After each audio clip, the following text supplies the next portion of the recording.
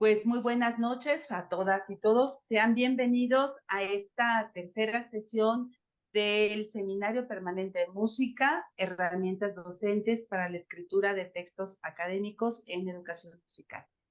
Y en esta ocasión nos acompaña la doctora Mavi Muñoz Enonín, de la Facultad de Música de la UNAM. Te doy la palabra al maestro Vicente Martínez.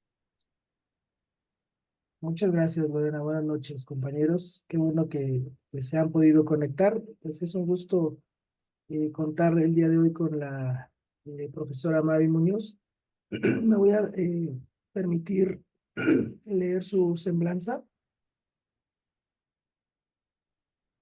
La doctora Mavi Muñoz Seone es musicóloga, estudió la licenciatura en piano en la Facultad de Música de la UNAM y la licenciatura en educación en la Universidad Iberoamericana. Cursó la maestría y el doctorado en música en el área de musicología en el programa de maestría y doctorado en música de la UNAM. Actualmente es coordinadora del programa de maestría y doctorado en música de la UNAM y da clases tanto en la Facultad de Música como en el posgrado. Además es coordinadora académica del Seminario Permanente de Música y Género de la misma institución.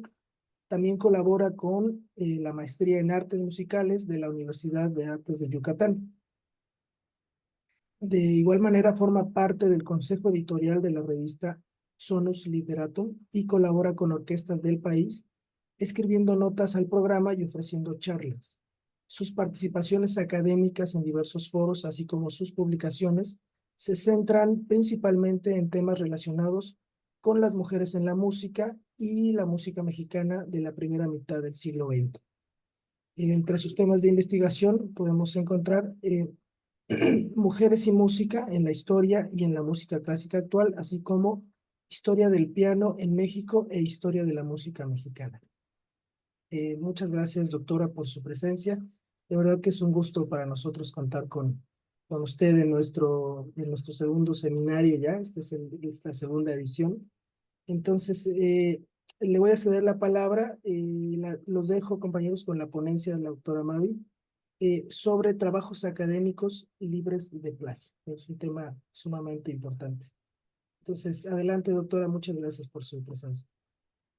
Bueno, pues muchas gracias y gracias por haberme invitado. Es un placer estar aquí y compartir con colegas de música que no andan por allá, ¿no? Pero que pues de la UNAM, que luego creemos que solo las cosas de música pasan en la facultad y pues no, hay muchas instancias. Y es un gusto saber que están en las prepas haciendo este trabajo musical. Así que nada, un gusto de verdad que me hayan invitado. Y bueno, algo que quisiera agregar es que dirán por mi semblanza que leyeron y que tiene que ver esto con escritura académica y trabajos libres de plagio. Y en realidad es que he estado dando una serie, bueno, un taller que se ha replicado muchísimo sobre justo el plagio en la escritura académica. Y entonces, bueno, de ahí viene esta invitación, ¿no? De que hemos tenido mucho intercambio con muchos colegas de este problema que está tan presente en nuestra universidad. Bueno, siempre ha estado, ¿no? Pero ahora está mediáticamente presente y bueno, hay que verle el lado positivo a las cosas. Este asunto mediático nos ha hecho sentarnos como universidad y como instancias particulares, ¿no? Cada facultad, cada prepa, a repensar este tema y a plantear soluciones o a replantearnos cuál es el problema de fondo en esto, ¿no? Y cuál es el problema contemporáneo de fondo, porque, ¿no? El problema de los plagios famosos, estos mediáticos, tiene poco que ver con lo que pasa hoy en día, ¿no? Cómo se hacían esos plagios o cómo se facilitaban o se posibilitaban y lo que pasa hoy es un mundo de diferencia. Entonces, bueno, pues por eso estoy aquí y porque pues me encanta la escritura académica, yo me dedico a la investigación y la escritura académica en música, entonces, bueno, pues ahí es donde se encuentran estos caminos. Entonces, bueno, entre las muchas cosas que hago, pues está esto, ¿no? De hablar un poco de escritura académica. Y pues nada, es un gusto, de verdad, todas las dudas que tengan, comentarios, pues son muy bienvenidos al final. Una hora es poquito, entonces, bueno, seré como muy breve, concisa, pero bueno, también queda la invitación abierta, el taller de plagio se va a impartir creo que en junio o por ahí, justo para los profes de prepa, para las prepas, entonces, bueno, si les inspira el tema, pues ya nos podemos encontrar por allá, no me acuerdo si es junio o agosto, pero bueno, es en el intersemestral, ¿no? En algún punto pasará. Entonces, bueno, esa invitación, apunten todas sus dudas. Normalmente les pido que me interrumpan, pero como tenemos el tiempo muy cortito, mejor dejamos al final este espacio para conversar, ¿no? Entonces, bueno, voy a compartir mi pantalla. Hice una muy pequeña presentación. ¿Ya le estamos viendo? Si alguien me da la señal para... Ok, Sí, maestra. buenísimo. Entonces, insisto, eso es una introducción y un poco una motivación a que pensemos colectivamente el tema, ¿no? Pero bueno, el tema que nos reunió aquí es trabajos académicos libres de plagio. Eh, Y pensaremos que de entrada todos pensamos que nuestros trabajos están libres de plagio, pero ya cuando vamos viendo qué es el plagio, descubrimos que todos hemos incurrido alguna vez en lo que técnicamente, ¿no? O en descripciones el plagio. Entonces, es una muy buena idea darle una repasada a qué es, de qué estamos hablando cuando estamos hablando de plagio en la escritura académica, ¿no? Y bueno, como siempre, creo que es importante recurrir a las definiciones, ¿no? Incluso en nuestro campo musical, eh, recurrir a las definiciones de la RAE es importante. Luego, si han buscado definiciones de música en el diccionario de la Real Academia, han encontrado seguramente largas horas de entretenimiento porque dice muchas barbaridades sobre nuestros conceptos, sobre las definiciones de instrumentos, etcétera. Y aún así lo recomiendo, a pesar de que a veces dice cosas que son muy imprecisas. Y la razón de recurrir a la RAE y que al estudiantado lo animemos es, eh, pues estemos de acuerdo o no, yo tiendo a no estar de acuerdo, es como quien norma el español y dice quién va, entonces partir de las normas y después discutir con ellas, ¿no? Y alegar, pero es un punto de referencia al que ir. Entonces, bueno, busquen la RAE, que es plagio, y lo pueden encontrar ustedes. Y la primera definición es la más contemporánea, la más operativa, que es copiar en lo sustancial obras ajenas, dándolas como propias. Una segunda definición que nos aporta la RAE es que entre los antiguos romanos era comprar a un hombre libre sabiendo que lo era y retenerlo en servidumbre. Una tercera definición también que nos lleva a la Roma antigua era utilizar un siervo ajeno como si fuera propio. Y una cuarta definición que en casi todos los países de América Latina tiene vigencia, que es secuestro, ¿no? Como un sinónimo de secuestro o eh, pedir el rescate por una persona, ¿no? Por la libertad. Bueno, estas definiciones, no sé cómo las vean, tienen unos problemas. Bueno, la de los antiguos romanos es histórica, pero nos habla mucho de la cultura, ¿no? La esclavitud no está mal, lo que está mal es usar cosas de otros sin permiso. Eso define mucho de quiénes eran y de muchas prácticas que nos llegan a nosotros. Pero bueno, me voy a centrar en la primera, que es copiar en lo sustancial obras ajenas, dándolas como propias.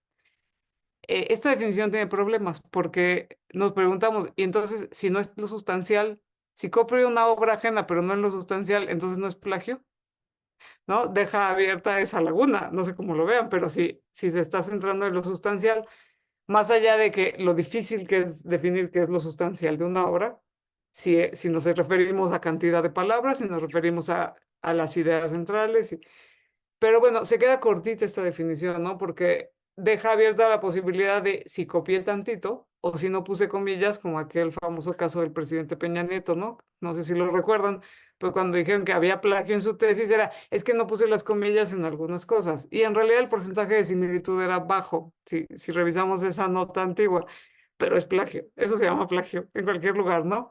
Pero bueno, esta definición nos deja ese margen de libertad. Entonces quisiera ampliar un poquito la definición para no quedarnos con la de la RAE porque creo que tiene esta laguna. Y si recurrimos a otro diccionario, con uno más operativo, aquí empieza a poner interesante. Dice, idea u obra literaria, artística o científica de un autor que se presenta como si fuera propia. Ya el concepto de obra nos lo va ampliando un poquito, ¿no? Puede ser una obra científica, una artística, y habla en general de la obra, ya no lo reduce a esta cosa ambigua que es la sustancia. Sin embargo, sigue sin quedar claro. Y entonces les presento una tercera definición, que es de la Guía Rápida sobre el Plagio y Derechos de Autor, que creó la Facultad de Derecho hace ya algunos años. Digo, yo sé que la Facultad de Derecho está ahorita en los reflectores, pero justo ellos habían creado es como un tríptico súper útil que se lo encuentran en la red muy fácil. Y entonces ellos nos dicen, además ya con un lenguaje más jurídico, existe plagio cuando alguien presenta como suyas las ideas o el trabajo de alguien más en forma total o parcial, ¿no? Aquí esta laguna se cubre. Y dicho trabajo puede ser texto, figuras, fotografías, imágenes, sonidos, video, etcétera. Y creo que aquí nos va quedando mucho más claro, ¿no? Lo que es, de entrada es presentar cualquier cosa que no sea mía como propia. No importa si lo estoy presentando en el 100%, en el 10, en el 25, cualquier cosa que no sea mía y que no esté debidamente referenciada, cae en la definición legal de plagio. O sea, estoy usando algo que no me pertenece y tengo la intención, que aquí cuenta mucho la intencionalidad de hacerlo pasar como propio. A veces pasa, y les voy a poner un ejemplo que tal vez se identifiquen, yo me identifico con él, yo cuando lo descubrí, digo, cambié lo que hacía y ya está, ¿no? Pero, por ejemplo, hacemos nuestros PowerPoint, como este que están viendo, y pues me encuentro una imagen muy bonita para ilustrar mi PowerPoint. Si no pongo en una nota al pie de quién es esa imagen, quién la tomó, de dónde la saqué, quién es el autor del cuadro, yo qué sé, eso constituye plagio legalmente, ¿no? O sea, estoy usando una imagen de alguien más sin darle el crédito a quien creó esa obra. Creo que en un PowerPoint nos parece inocente, pero también es un ejemplo que nos puede ayudar a pensar en nuestras propias prácticas y en cómo hemos caído en estas prácticas de no dar crédito ajeno, y aquí voy a dejar un poco de lado el concepto plagio, de no dar crédito al trabajo de otras personas. Y eso es básicamente lo que tenemos que pensar cuando estamos pensando en plagio, ¿no? Y en plagio en escritura académica. Y bueno, aquí algunos apuntes, sobre todo porque música y todas las áreas artísticas nos encontramos con un problema que es los derechos de autor y que la problemática de derechos de autor y de plagio no es la misma. Van muy de la mano y son cercanas, pero no es lo mismo. No tienen las mismas implicaciones jurídicas, ni económicas, ni de mucha índole. Y ahora ver los detalles. Pero bueno, en música estamos muy cercano a esto de registró la canción y no era suya, se robó este tema para componer otra música. No es de eso lo que vamos a hablar acá, pero pues es algo que nos resulta muy, muy cercano, ¿no? Y todos sabemos casos de plagio musical y plagio en la historia, que aquí hay también una mirada histórica, ¿no? Tomar temas musicales de otro, por ejemplo, y ponerlos en mi obra, en una obra que estoy creando, en muchas etapas de la historia no fue considerado plagio. Era como una especie de cita, homenaje, ¿no? Si de repente vemos al pasado con lecturas del presente, pues quedan muy mal parados muchos que no, ¿no? En su contexto eso no significaba plagio. Sí es plagio, por ejemplo, estos casos famosísimos de alguien no registró la canción y luego otro fue y la registró y se hizo millonario con los derechos y las regalías, no sé qué. No, seguro ustedes conocerán un montón de casos de esos, casos como la música para película de John Williams, que bueno, pongan John Williams plagio en YouTube y van a encontrar, ¿no? John Williams se fusila a todo mundo, desde Korngold hasta Stravinsky, y hace sus scores de películas con los que además se ha hecho millonario, ¿no? Entonces ahí hay un problema ético importante. Entonces, bueno, el tema de plagio y derechos de autor en música es fascinante, nada más que no nos alcanza el tiempo de hablar de eso y bueno, no tiene que ver con la escritura, sino con otras cosas, pero me gusta mencionarlo siempre porque nos apela directamente, ¿no? Nos habla de la música. Pero bueno, este tema tan presente en nuestras vidas últimamente del plagio tiene varias dimensiones, ¿no? Una académica, que es pues de la que vamos a hablar básicamente aquí, una artística que tiene que ver con todo esto en diversas áreas, ¿no? Los plagios de literatura son famosísimos, famosísimos, ¿no? Desde el tristemente célebre caso de Díaz a la Triste, que renunció a su cargo, ¿no? Cuando estaba de director de Cultura UNAM por un alegato de plagio, por ejemplo, ¿no? En literatura son muy famosos los plagios de música y de otras cosas. Sin embargo, ahora llegaré a lo de los derechos de autor, esto es limítrofe. Después tiene una dimensión jurídica, que es esto, quién dice que es plagio y que no, y cómo podemos proceder. Y bueno, pues esta dimensión jurídica ha estado también muy presente, ¿no? En todo este asunto tan mediático que nos ha traído a la universidad a repensar el asunto del plagio, ¿no? Más allá de lo que opine cada quien, estaremos de acuerdo en que hay una dimensión jurídica hiperpresente, ¿no?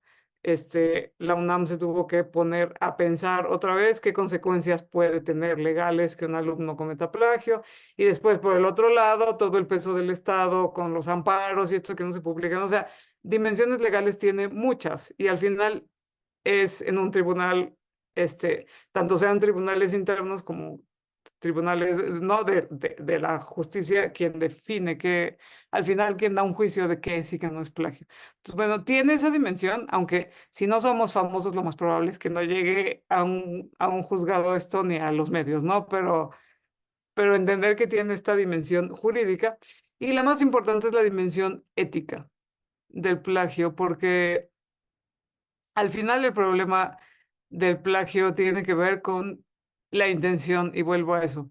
¿Hubo o no una intención de engañar o de hacer pasar un trabajo como mío o no? Y aquí me parece muy importante lo de la intención, porque yo les puedo asegurar que la mayoría del alumnado que comete plagio no tuvo la intención de hacerlo. Es producto del desconocimiento de las reglas del juego de la escritura académica, ¿no? De cómo debo escribir y cómo debo referenciar lo que otros dicen. Seguramente hay quien nos quiere ver la cara, eso tampoco lo descarto, pero partiendo como de un hecho de la gente que sí quiere estudiar, que quiere aprender, se comete plagio muchísimo, pero es por desconocimiento. Aquí aplica también otra máxima de los abogados que les encanta decir, que es el desconocimiento de la ley no exime de su cumplimiento. ¿No? Es decir, pues si tú cometes un delito, que no sepas que sea un delito no significa que no vas a tener consecuencias. De ahí la importancia de que tengamos tanta conciencia de lo que es y de que podamos transmitir al alumnado estas prácticas, qué es y cómo evitarlas, ¿no? Y es decir, cómo escribir académicamente bien. Siguiendo las reglas del juego, la escritura académica no debe espantar a nadie, ¿no? Y esto igual y sería bueno transmitirlo al alumnado. Son un modo de comunicarse con unas reglas y hay que jugar ese juego, ¿no? Hay que aprender esas reglas y es una manera de comunicación escrita que se puede parecer o diferenciar de otras, pero al final es un modo de comunicación. Entonces, bueno, el planteamiento ético aquí es central, ¿no? Hay un artículo que, cuando salió todo este asunto de la ministra, que acababa diciendo, al final el que plagió lo sabe. Y es un llamado a la conciencia, ¿no? De al final, pues quien quiso engañarnos vivirá con ello y dormirá o no dormirá bien por las noches, ¿no? Como que es algo que trasciende nuestro poder en el aula, nuestro poder como universidad. Al final, quien lo haya hecho, pues allá y su conciencia, ¿no? En este sentido es el asunto ético. Otro punto que el que quisiera como aquí abordar es, más allá de cómo definamos plagio, es presentar como propio un trabajo de alguien más. Es decir, no dar crédito al trabajo ajeno. Esa es la máxima del plagio. Tengo todo lo que uso que es de alguien más, tengo que decir que es de alguien más. Es así de simple. Y es un poco valorar el trabajo de todos, ¿no? Eh, Justo ayer hablaba esto con mis alumnos de investigación documental y todos aquí somos músicos, creo, ¿no? Entonces, les decía, los músicos tenemos un caso muy cercano a nuestras vidas, ¿no? Que de repente la gente quiere que trabajemos gratis, ¿no? Ahí ven a tocar al evento de no sé qué y pues es música, entonces, como, ¿por qué te van a pagar, no? O voy a tocar en el concierto tal y todos tus amigos y conocidos te piden cortesías. Es algo bien cercano a nosotros, ¿no? Eso es un poco desvalorar el trabajo ajeno. Como van a tocar música, entonces no les pagamos o les invitamos la comida y ya está, ¿no? Al evento de no sé quién. Es un poco lo mismo. O sea, es darle valor al trabajo. Esta necesidad y hasta necesidad a veces de poner cita a todo y poner el paréntesis o la referencia a todo lo que digo que es de alguien más, es básicamente eso, es valorar el trabajo de los otros. Gracias a que ellos, su investigación llegó a ese punto, yo puedo seguir la mía y proponer algo distinto o dialogar con ellos o incluso decir, están mal, yo voy a decir algo distinto, ¿no? Es una lógica muy básica, como pues esto, reconocer el trabajo de las personas. Entonces, si perdemos la pista, siempre tiene que ver con no dar crédito al trabajo de alguien más, sea en una cita de 2 párrafos o sea en el 100% de la tesis. Juzgaremos que hay niveles de gravedad, cada quien pensará, no, pero el hecho es el mismo, no di el crédito al trabajo ajeno. Y aquí otro punto que siempre sale en estos talleres que damos y así, es no todo el uso del trabajo de otros constituye plagio. Esto representa una dimensión ética interesante y les voy a explicar. El típico caso es si alguien pagó porque le escribieran un trabajo o una tesis, eso técnicamente no es plagio. No podemos juzgar a nadie de plagio porque pagó un trabajo. La explicación es esta. Si yo le pagué a alguien porque me hiciera un trabajo, hay un contrato, o sea, hay un acuerdo de voluntades. Yo solicité un servicio, pagué por él y la persona aceptó las condiciones y aceptó algo a cambio, ¿no? Una retribución. De manera que eso no es plagio. Hay un problema ético muy serio de fondo, ¿cierto? Muy serio. O sea, primero, sí hay una intención de engañar, ¿no? De hacer pasar algo que yo escribí por, por mío, porque al final pues va firmado con el nombre, eh, pero no es plagio. Es otro problema ético que no se nos debería escapar de las manos como universidad, ¿no? Porque la realidad es que eso pasa. Y es casi que lo mismo que ir a comprar el título a Santo Domingo, ¿no? O sea, en realidad hay una intención de engañar y de librarme una parte del proceso. Pero hay que saber, digo, este es el ejemplo extremo, pero hay que saber que no todo el uso de trabajo ajeno constituye plagio. Tenerlo muy, muy consciente acá, ¿no? Después, si quieren, podemos discutir. O sea, creo que es gravísimo, no sé si igual de grave, no sé qué, cómo consideren. Me plagié una parte del trabajo, apagué por este trabajo, pero son problemas distintos, ¿no? Muy presentes en nuestra realidad. Y luego lo que les decía, hay una delgada línea entre los derechos de autor y el plagio. Corren paralelos y bueno, en música también estamos muy conscientes de esto. Y les digo algunas diferencias para que lo tengamos claro. Eh, derechos de autor parte de tienes que haber registrado tu obra, si no, no puedes hacer nada con ella, ¿no? Todos los que sean compositores o creadores saben que si tienen una obra, corran y registren la derechos de autor. Y no es por las regalías, sino es por la propiedad intelectual, ¿no? Que es un concepto que hay mucho en derechos de autor. Por ejemplo, para los trabajos académicos no tienes que registrar nada, la autoría se reconoce de entrada, ¿no? Esta es una gran diferencia entre los pleitos legales de derechos de autor y de plagio. O sea, si tú firmaste la tesis o el artículo académico, lo que sea, se reconoce que tú eres el dueño de eso, de entrada. No hay que haber pasado por un proceso de registro y pagar, ¿no? Eh, y después las sanciones son muy distintas también, ¿no? Las sanciones acá son académicas, lo que está en juego es el prestigio de la persona. Normalmente en los pleitos de plagio nadie está demandando por dinero. Normalmente hay algunos de plagio literario que sí ha habido dinero por medio, pero en general lo que se está poniendo en juego es el prestigio académico de la persona. En cambio, en los problemas de derechos de autor, casi siempre hay dinero por medio. Casi siempre hay empresas de por medio, ¿no? Esas cosas se litigan en tribunales de la justicia. Los plagios suelen litigarse, pues como nosotros, ¿no? En las universidades, con las leyes y normas operativas de cada institución y demás, ¿no? Entonces, hay una delgada línea porque sabemos que el hecho es el mismo, en un sentido, usar el trabajo de alguien más y hacerlo pasar como propio. Sin embargo, que sepan que son caminos paralelos, que en el caso de nosotros músicos podemos cohabitar los dos, pero que no son lo mismo, ¿no? Y que no tienen las mismas consecuencias. Y hablando de consecuencias, el último tema es un gran tema que nos debemos preguntar. ¿El plagio tiene consecuencias? Yo les preguntaría, ¿tiene consecuencias? Podemos pensar en los casos famosos de plagio. Los más famosos últimamente son el de la ministra y el de la candidata, ¿no? Y luego podemos pensar en el del presidente Peña, eh, en el del fiscal, ¿no? Que también que quería el SNI y entonces se demostró que En fin, casos que han sido muy mediáticos. Y yo les preguntaría, digo, cada quien tendrá su respuesta. ¿Tienen consecuencias? En realidad no. El presidente no dejó de ser presidente, ni siquiera le quitaron el título, donde la universidad privada dijo, no, ups. Y después ya la nota perdió vigencia y de los que sabemos, así muy famosos, o ustedes nos pueden contar otros, no sé si tenga consecuencias.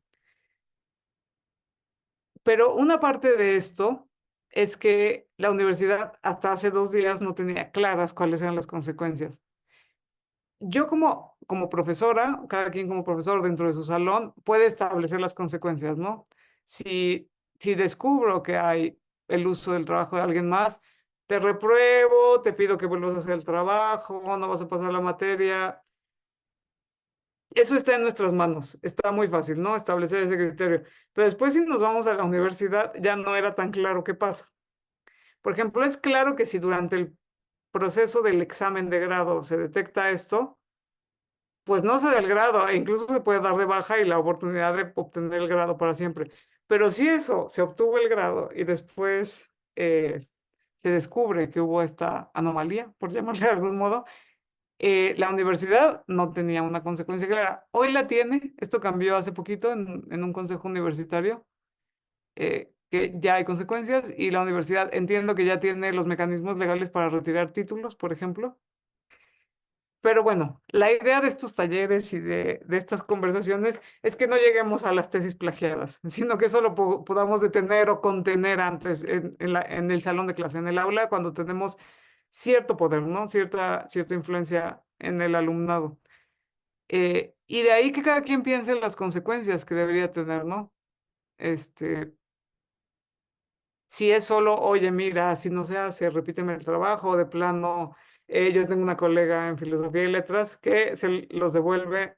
Esto está, como hay un programa para detectarlo, ahora llegaremos a eso, los devuelve y dice, tiene cero, no me importa nada, ¿no? Y hay otros que dicen, a ver, es que así no se escribe, hagamos un proceso. Pero bueno, decirlo. Y por último, para cerrar este tema de las consecuencias, quisiera decir, estos casos mediáticos que conocemos no tienen consecuencias, pero por ejemplo, si uno tiene vida académica, si uno está pues, en los círculos académicos, sí que tiene consecuencias. O sea, tu vida académica termina en el momento que descubran, ¿no? El prestigio, o sea, todas tus publicaciones o todas tus afirmaciones se ponen en duda cuando se descubre algo. Y de esto también hay casos famosos, pero en el mundo académico, ¿no? Siempre recuerdo un caso famoso en el Colegio de México que había una tesis copiada de pasta a pasta. Era el 100% de igualdad. Eh, y bueno, creo que ahí sí se retiró el título, ya no sé bien qué pasó con ese caso. Pero bueno, ese académico, independientemente de lo que pasó, pues su vida académica terminó en ese momento, ¿no? O sea, también las consecuencias depende de para qué. Si nos interesa la investigación, si no. El problema ético está presente en cualquiera de los casos, pero, pero bueno, las consecuencias hay que preguntarse si de verdad hay consecuencias.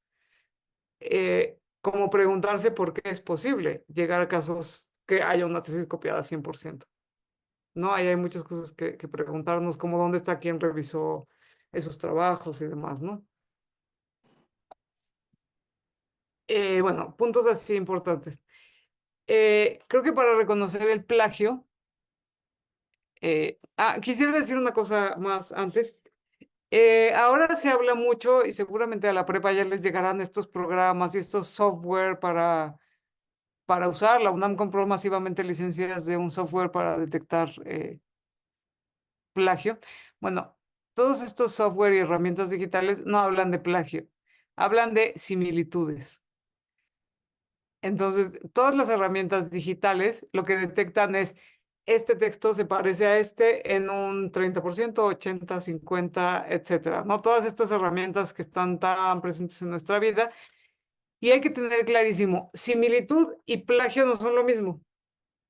No.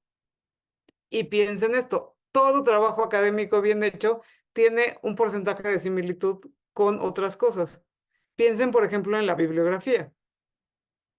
Ya solo con la bibliografía eso me arroja un porcentaje de igualdad con otros trabajos, porque si estoy citando la bibliografía bien, va a aparecer citada en otros trabajos muchas veces, el mismo libro, el mismo artículo, etcétera, ¿no? Entonces, todo trabajo académico bien hecho tiene similitud con otras cosas. Luego hago citas extensas, ¿no? De estas que se hacen con letra más pequeña o citas con comillas. Todo eso reporta similitudes. Entonces, similitud no es plagio. Si se parece, pero yo dije, esto lo saqué de esta persona, eso es perfectamente legal y sigue las reglas académicas. Pero hay que tener muy presente este concepto de similitud porque es el que nos va a andar rondando los siguientes semestres, no en las decisiones que ha tomado la universidad y en las herramientas que nos está ofreciendo para detectar estas prácticas. Entonces, bueno, todas estas herramientas digitales que tenemos hablan de índices de similitud. Y traje esta por varias razones, porque esta empresa Turnitin, que ven aquí, que es una empresa de servicios educativos, desarrolló el software más usado para detectar plagio, que se llama Authenticate, y que es un software, ese es el software que masivamente ha comprado la universidad licencias ahora, ¿no? No sé si han llegado a las prepas, pero sé que están comprando licencias así generalizadas para uso, pues, de las diversas instancias de la UNAM. Y bueno, esta empresa de servicios educativos es una empresa, no lo olvidemos, tiene este software y varios otros que ha desarrollado, pero también generan muchos materiales educativos, hacen webinars, hacen cosas para enterarse, y su tema es esto: la limpieza en los trabajos, las buenas prácticas de escritura. Bueno, ellos hicieron este estudio que es muy interesante, lo hicieron en 2018. Son una empresa con un impacto mundial importante, entonces ellos pudieron hacer este estudio en varias preparatorias y universidades o los equivalentes en varios países, y nos detectaron estos 10 tipos de no originalidad, le llaman, ¿no? Eh, la no originalidad es una manera de lavarse un poco las manos y un problema también sustancial, porque ¿qué es la originalidad?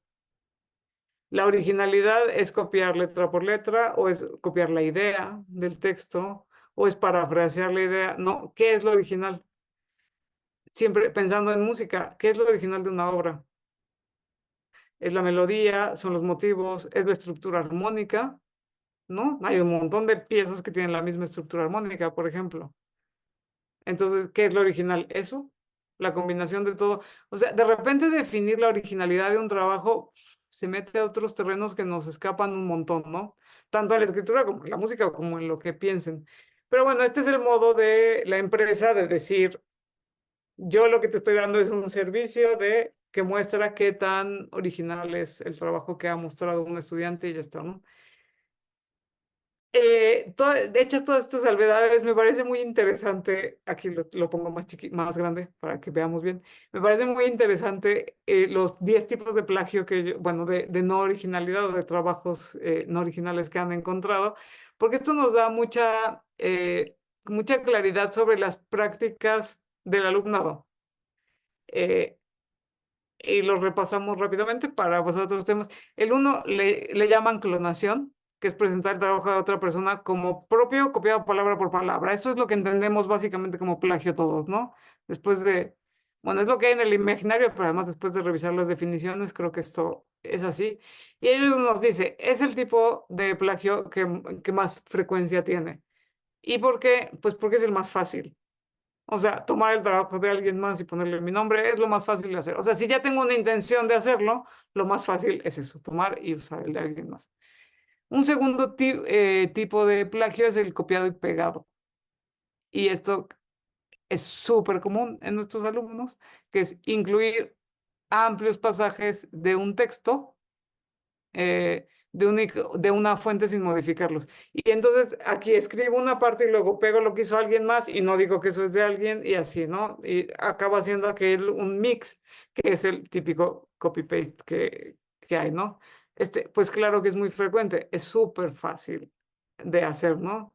Y podemos copiar de un PDF y de un texto además hay todas las maneras de copiar y pegar. El tercer tipo de práctica no original que ellos detectaron entre el estudiantado de preparatorias y universidades es este de búsqueda y reemplazo, que consiste en cambiar palabras y expresiones sin alterar el contenido esencial de las fuentes. Este es muy poco frecuente y supongo que todos se imaginarán por qué. Porque este requiere trabajo. Requiere sentarse, ya leí lo que me fusilé y cambio algunos conceptos, o sea, requiere tener un diccionario de sinónimos ahí al lado, ¿no? Cambiar unas comas, requiere sentarse a modificar el texto, o sea, eso requiere tiempo y cierto nivel de conocimiento, voy a buscar, pues claro que no es el más común, o sea, requiere una inversión, pues, pero bueno, sigue siendo un tipo de práctica, ¿no? El cuarto que nos plantean es el remix, que es mezclar material parafraseado extraído de múltiples fuentes. No sé cómo lo vean ustedes, pero es un caso bien común en nuestro estudiantado y no es un plagio intencional la mayoría de las veces. Y aquí nos remite a un problema típico de la escritura académica, que es, ya leí toda la información que hay, de hecho es una angustia a la que se enfrentan nuestros estudiantes. Ya leí toda la información que hay y ahora tengo el reto de escribir algo mío, ¿no? Entonces, no sé si les ha pasado, pero una pregunta súper frecuente es, ¿y cómo digo algo que sea mío y que no sea de todo lo que me hiciste leer y de todas las fuentes básicas de mi tema para escribir algo? Y es un problema real, súper real, y seguro a ustedes les ha pasado, a mí me ha pasado, a todos nos ha pasado. Cuando empiezas tu vida investigativa, dices, ¿y ahora cómo digo algo que sea mío, que sea medianamente original, que no me esté robando las ideas de nadie, que no esté parafraseando aquello que me impactó tanto que leí de estas fuentes y lo que me hizo interesarme en este tema? ¿Me explico? O sea, técnicamente es un plagio, pero hay que pensarlo como un problema de escritura académica, sobre todo en las etapas iniciales de la escritura académica, cuando nos estamos pues volviendo investigadores, ¿no? O tratando de generar un trabajo con las reglas de la escritura académica. Entonces, a mí no me parece tan grave esto, sino me parece más bien una señal de alerta donde podemos estar muy sensibles al alumnado. Y bueno, y también a nosotros mismos, ¿no? Que dices, es que lo que dice esta persona es maravilloso, pero entonces en mi escritura, ¿cómo hago para no robarme lo que dice esa persona? Para no estar solo parafraseando lo que dice esa persona que me pareció tan brillante, tan impactante, y decir algo mío, algo que sea pues una idea medianamente propia. Ya sabemos que las ideas se construyen colectivamente, ¿no? O sea, y la investigación académica es una práctica colectiva. Tomo lo que dijo alguien más y desde ese punto yo planteo algo nuevo, una nueva mirada, un nuevo análisis, yo qué sé, ¿no? Pero bueno, mi invitación es estar súper atento porque además, dicho por muchos estudiantes, esto genera una angustia terrible, ¿no? Ya seguí los pasos que me diste de escritura académica, ya busqué mis fuentes básicas, ya tomé notas, ya leí, y entonces cuando me enfrento a escribir el texto, ¿qué hago? ¿No? Entonces, bueno, me parece súper importante esto del remix. No descarto que haya quien nos quiera. No, en todos estos nunca descarto que haya quien tenga la intención de vernos la cara o de saltarse el trabajo. Sin embargo, hay muchas veces en las que no hay una mala intención, es solo desconocimiento o falta de práctica. La escritura académica es como los instrumentos, se aprende practicando. O sea, todos sabemos aquí, no te puedes saltar la práctica. Puedes estudiar más inteligentemente, ¿no? Que no sean 200 repeticiones, sino 20, porque seguiste no sé qué, lo que sea, pero no te puedes saltar la práctica. La escritura académica es igual, se aprende haciéndola, ¿no? Y enfrentándose a este terror del papel y a cómo digo mis ideas, es igualito. Entonces, bueno, ahí apelo a cierta sensibilidad, ¿no? Para animar al estudiantado a no cometer esto, y no solo por no cometer plagio, sino pues a animarse, eso es escribir, ¿no? Eso es empezar a aportar una pequeña idea propia y demás, ¿no? Sobre todo, insisto, en las etapas iniciales. Bueno, un quinto elemento que nos plantean es el reciclado. Tomar prestados pasajes amplios de un trabajo propio sin incluir citas. Y este es el famoso autoplagio, que sí existe.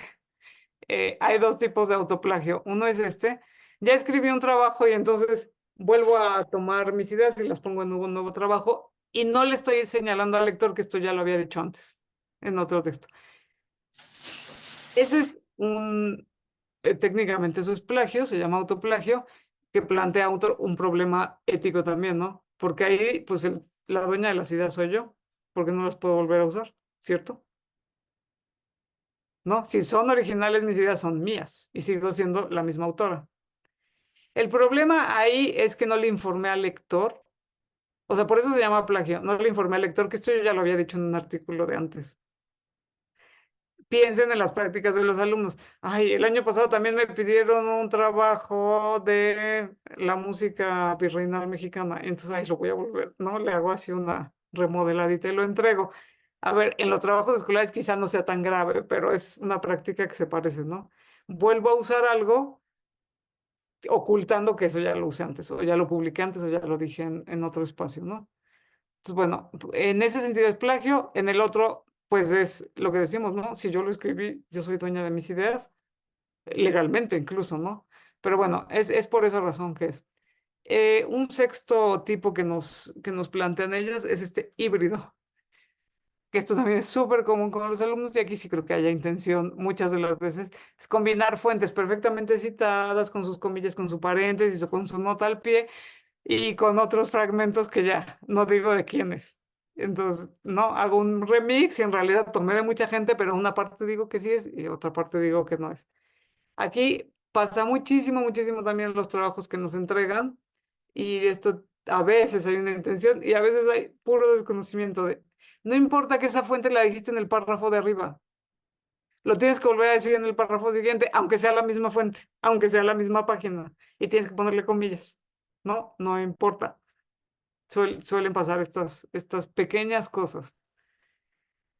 Este es poco común, como verán, le ponen ahí 0.5% y es porque en realidad, o sea, lo que digo, si vas a copiar, pues ya copias y pegas y ya está. Esto requiere trabajo. Unas partes sí las cito y me tomo la molestia de poner paréntesis o la nota al pie o yo qué sé, y otros no, pues ya es como, pues ya cita todo, ¿no? O sea, si estás haciendo el trabajo, hazlo bien. Hay un error ahí. El mosaico también es común en los trabajos académicos y es todo está copiado, pero de múltiples fuentes y ya nada más me fijo en los conectores, ¿no? En que de este párrafo a este se lea bien, ¿no? Que no haya un salto así que digas, ¿qué? ¿De qué estás hablando? Entonces, básicamente es acomodar las fuentes para que aquello diga algo medianamente coherente y ya está, ¿no? Este es súper común porque también es bastante fácil de hacer.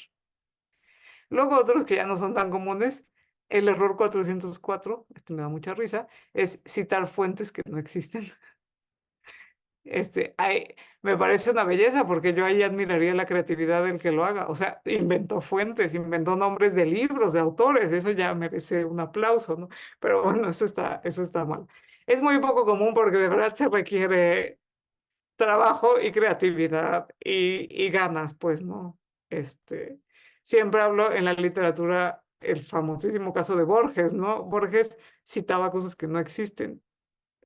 Pero es literatura, es el reino de la fantasía, ahí está muy bien.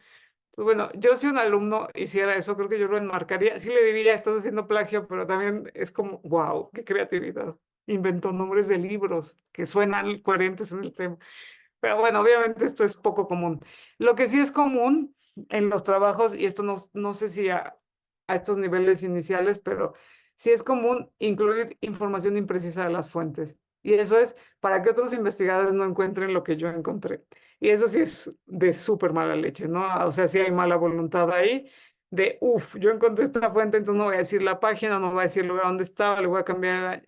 Eso sí pasa. Sí pasa. Insisto, no creo que a estos niveles, pero saber que es una práctica que podemos encontrarnos por ahí, ¿no?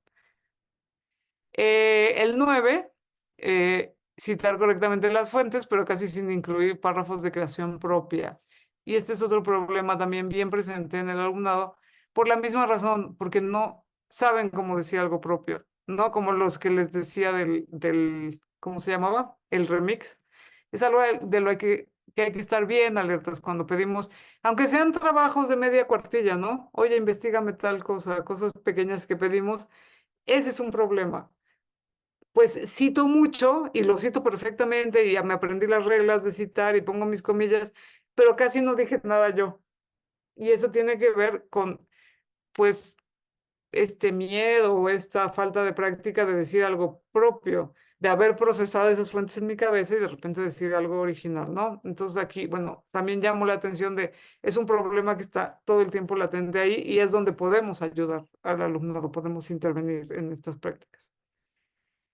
Y bueno, reutilización es el último, que es citar correctamente las fuentes, pero haciendo demasiado uso de la estructura, términos, ideas de otros textos. Eso es una forma un poco más sofisticada de apropiarse de ideas ajenas, pero es, pues casi estoy diciendo cosas con mis palabras, estoy parafraseando y quizá pongo ideas propias, pero en realidad casi que mis apartados son iguales a los de alguien más y las ideas centrales, etcétera, ¿no?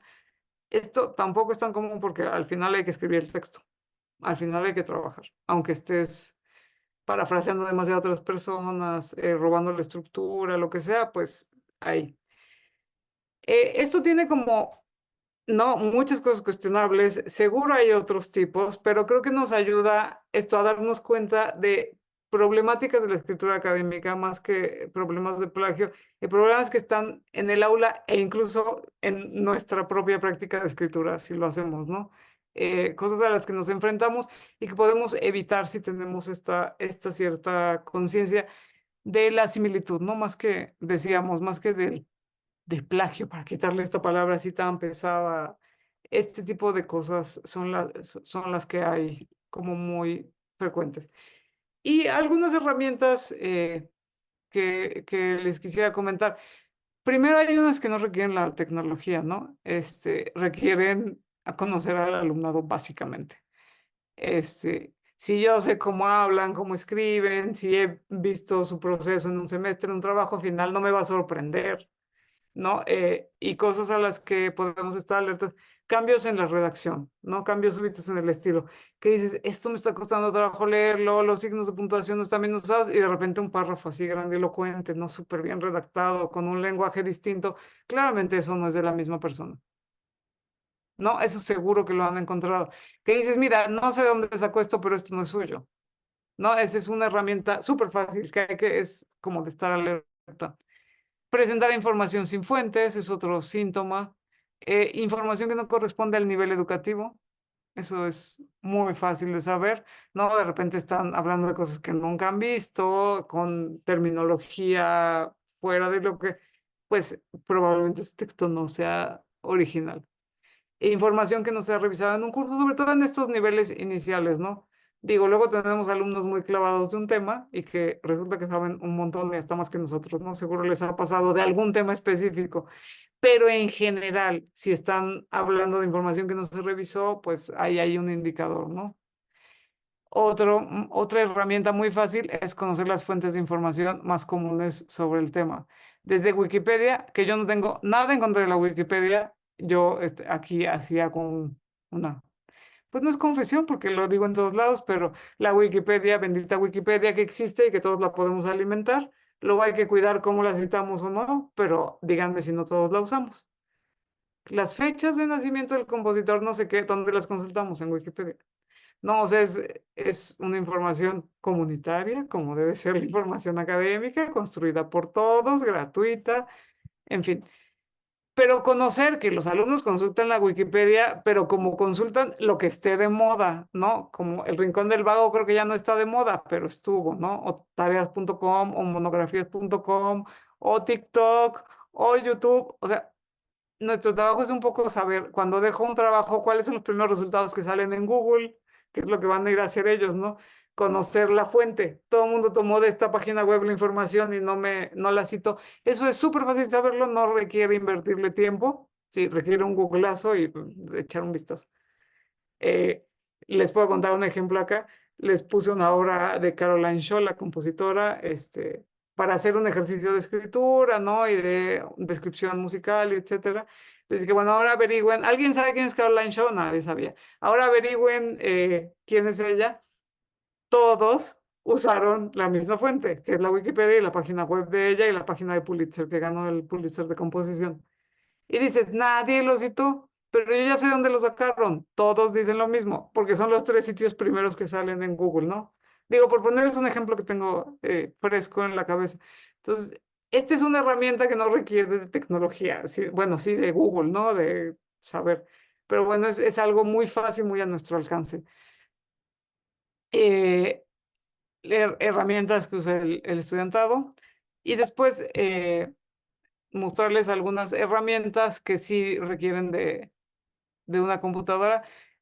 Un clásico que es buscar una frase que me parece muy sospechosa, la escribo completa y la entrecomillo. Sí, creo que sí todo el mundo sabe eso, que las comillas lo que señalan al buscador es búscame la frase exacta. Entonces de repente encuentro que esa frase exacta está en otro documento y ya descubrí dónde lo sacaron. Otras herramientas, por ejemplo, si usamos Google Docs o este tipo de plataformas para compartir o el Classroom, ver el historial del documento. Y ahí es muy fácil ver los copy-paste, etcétera.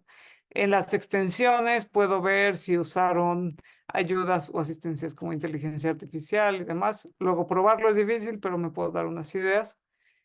El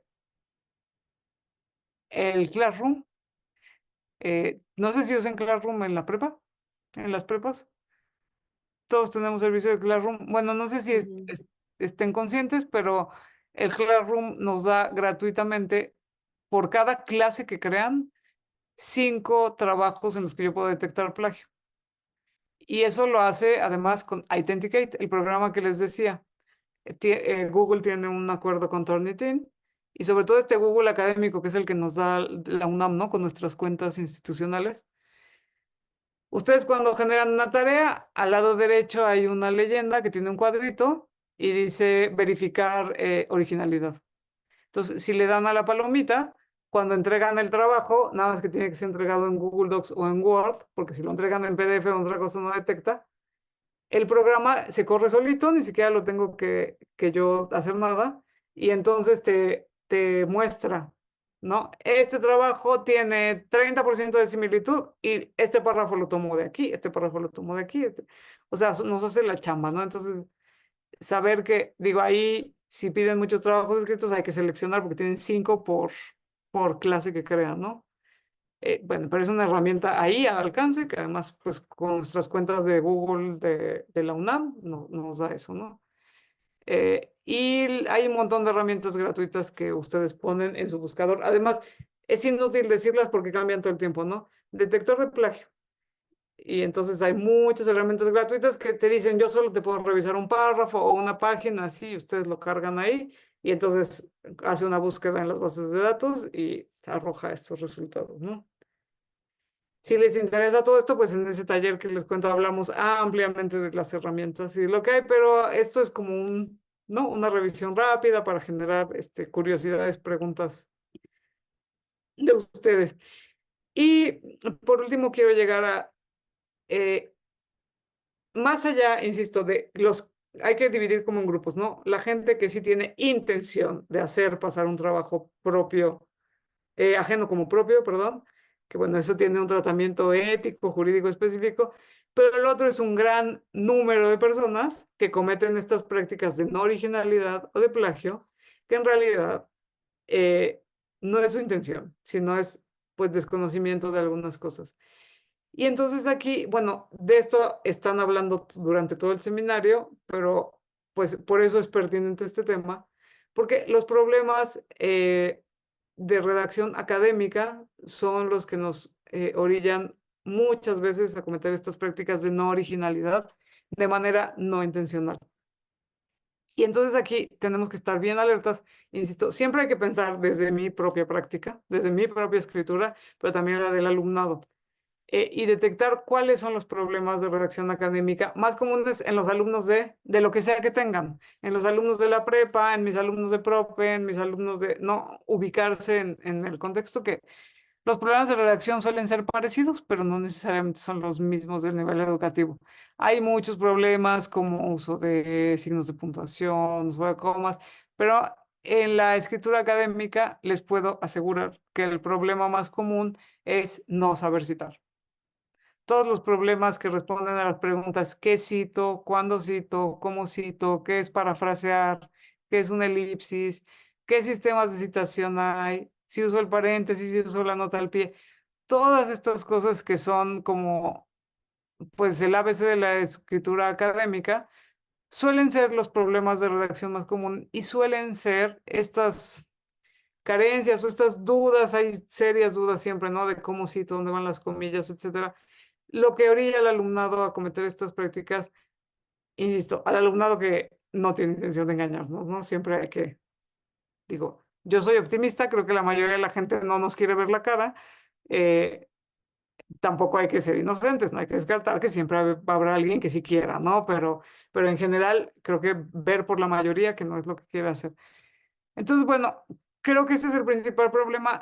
Creo que de este problema estarán hablando durante todo su seminario desde diversos puntos de vista, qué es la escritura académica y cuáles son los problemas. No nos podemos extender, de hecho ya me extendí unos minutitos y ya voy a acabar, pero bueno, una recomendación que siempre hago, sobre todo para la escritura de música, este es un manual muy amigable de escritura académica.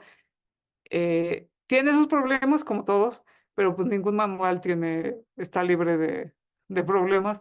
Este tiene la belleza de que nos habla a músicos, o sea, todos los problemas musicales de los nombres, no, Opus va con cursivas o va con itálicas. Los títulos de las obras, cómo van, las palabras que usamos en italiano, que están normalizadas en todos los idiomas en música, ¿son cursivas o no? ¿Cómo cito una partitura? ¿Cómo cito una grabación de video o cómo cito una grabación de YouTube? Todos estos problemas bien específicos de la música los abordan ellos, estas tres autoras. Bueno, dos autoras y un autor. Eh, entonces, bueno, esto lo dejo como recomendación. De verdad, si en algún otro momento quieren que ampliemos esto ya de las especificidades de la escritura académica y las que se relacionan con música, pues con todo gusto ahí estoy disponible. Yo siempre, cuando me inviten, yo estoy gustosa de venir. Pero no quería no dejar esta recomendación, ¿no? Que es pues una solución eh, viable, ¿no? Y es un manual muy fácil de leer, muy fácil de consultar, que podemos tener todos a mano y que, insisto, ayuda tanto a los procesos propios, yo tengo el libro aquí siempre y lo consulto, como a aportar herramientas para el estudiantado, ¿no? Ahí nos ayudan mucho, es un libro muy, muy claro. Todos los ejemplos son de música, entonces, bueno, también nos sentimos como en casa ahí, ¿no? Y tiene la belleza de que es un manual que está pensado desde las normas de escritura del español, porque la mayoría de los manuales de escritura están pensados para el inglés y entonces cometemos muchos errores gramaticales de redacción que en español son incorrectos. Entonces ellos hicieron un gran esfuerzo de adaptarlo desde la escritura de nuestro idioma. Hay otros libros muy famosos como Writing About Music, Words in Music, hay unos libros clásicos de cómo escribir sobre música, pues están en inglés. Entonces de repente se alejan un poco de nuestra realidad. Eso. Y bueno, lo último que hay que decir es, ¿y la inteligencia artificial? Esto se quedará abierto, pero no puedo no decirlo. El menor de nuestros problemas en los siguientes semestres será el plagio. Nuestro problema está en la inteligencia artificial. Y les voy a decir por qué. La inteligencia artificial no va a cometer plagio. Va a cometer muchísimos errores. Hoy en día el ChatGPT y todas estas cosas, y que son herramientas que nuestro alumnado conoce y usa, cometen muchos errores. Dicen con mucha seguridad, muchas mentiras y hasta te dan fuentes para sustentar sus mentiras. Todavía no se han entrenado suficiente. Sin embargo, algo que no hacen por definición y por programación es cometer plagio, porque estas inteligencias artificiales están creadas para generar productos nuevos que no han existido nunca, tanto si son imágenes, como si son textos, como si es música. O sea, hay inteligencia artificial que está generando cosas y que la única clave es que yo le sepa preguntar, le sepa pedir, tanto al ChatGPT como al Dalí, que crea imágenes, ¿no? Que le digo, hazme un Beethoven al estilo de Botero con lentes negras y audífonos y me da 4 opciones, ¿no? Y esos 4 imágenes no existen, no han existido nunca, las creó la inteligencia artificial en ese momento. Así como hay algunas inteligencias artificiales, esas no son tan públicas como el Dalí o como el ChatGPT, que les digo, escríbeme una música para piano y violín de 15 compases al estilo de Mozart, pero que tenga estas cadencias raras y que use estos pasajes armónicos. Si yo le sé pedir, darle instrucción a la inteligencia artificial, me lo va a generar. Y el plagio deja de ser un problema en nuestras vidas. en el grupo de alumnado que sí nos quieren, no quieren hacer la chamba o nos quieren entregar un trabajo que hacen pasar como propio, cada vez vamos a detectar menos plagio. O sea, en la universidad vamos un poco atrasados, porque el problema de hoy no va a ser el plagio, sino el uso de inteligencias artificiales y cómo convivir con ellas, ¿no? Porque tampoco podemos taparnos los ojos y decir, entonces, no, no las usen, son del maligno. No, o sea, ahí están. Son herramientas que además tienen usos positivos que debemos encontrar o detectar. Pero bueno, no quería cerrar esta breve charla o sesión con esto, porque es el tema candente y seguro todos habrán oído hablar de eso. Estoy segura de que hay alumnos que les han entregado trabajos hechos con inteligencia artificial, algún no, a veces ni nos hemos dado cuenta. En fin, es el tema que está ahí y que ronda todos estos temas de originalidad, ética, plagio y todo lo que hay alrededor de este concepto de plagio que igual y nos acaba quedando corto, pero que igual nos convoca, ¿no? A pensar en estas cosas. Y bueno, creo que lo dejo hasta aquí porque la idea es que tengamos una sesión de diálogo, preguntas, cosas que quieran comentar sobre este tema. Y pues, insisto, dejo la invitación abierta a que sigamos hablando de esto en otros espacios o en otros momentos. Así que bueno, dejo de compartir para poder verles las caras. Y y pues nada, abrimos el espacio a si quieren comentar algo, preguntar. Me encantan los desacuerdos, así que si no están de acuerdo con algo que dije, también lo pueden manifestar. Me encanta eso. Así que venga, abrimos el espacio y no sé cómo funciona el orden, maestra Lorena, Eh, cómo hagan esta práctica.